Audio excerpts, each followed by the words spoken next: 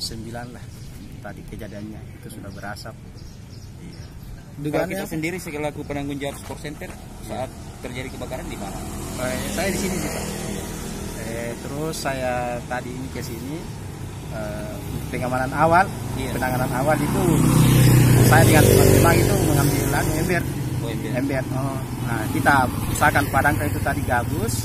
Setelah itu saya ke pemadam tadi, teman-teman juga sudah telepon juga. Tapi karena saya merasa tidak yakin kalau saya turun, nah, alhamdulillah cepat dengan ditangani sekitar.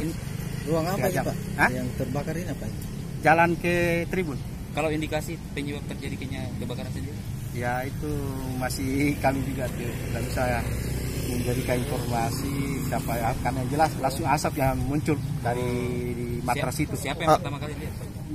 Pertama kali lihat itu saya yang lewat kemari Pak di sini. Apa semua yang terbakar Pak? Ya? Apa semua yang terbakar? Apa yang terbakar? Ya cuma itu saja Pak, tidak ada yang lain. Oh, matras. Apa itu? Matras itu yang masih ada sisanya Pak. Oh, tinggi memang. Iya, itu tingginya sekitar hampir 2 meter. 2 meter. Panjangnya 4 meter. Oh, itu yang dilalap api. Iya. Tapi kondisi stadion ini sedang terkunci atau seperti apa? Iya, terkunci Pak. Saya yang kunci, ada semua kuncinya sama saya. Itu pecahan kaca Pak? Itu tadi karena banyak asap hitam di dalam, kami pecahkan supaya keluar itu asap hitam. Karena sudah tidak sehat nih polusinya Pak tadi. Iya. Tidak sehat. Jadi saya sama pemadam bilang Kak, saya dulu karena mungkin pengaruh panas juga.